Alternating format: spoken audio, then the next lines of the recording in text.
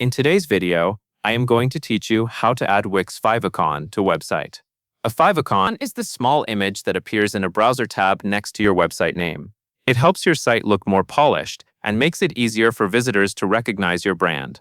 In Wix, adding one is a quick process, and I will walk you through it clearly from start to finish. To begin, go to your Wix dashboard.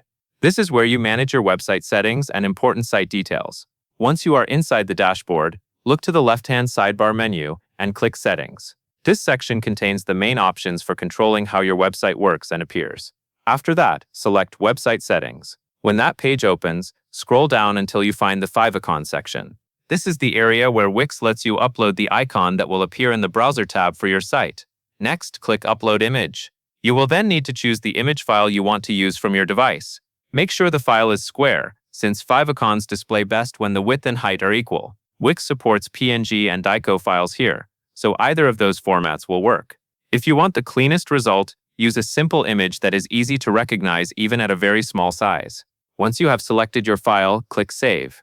This stores the favicon in your website settings, but there is still one more important part before visitors can actually see it live on your site. Now open your site inside the Wix editor. This is where you can publish the latest version of your website. In the top right corner, click Publish.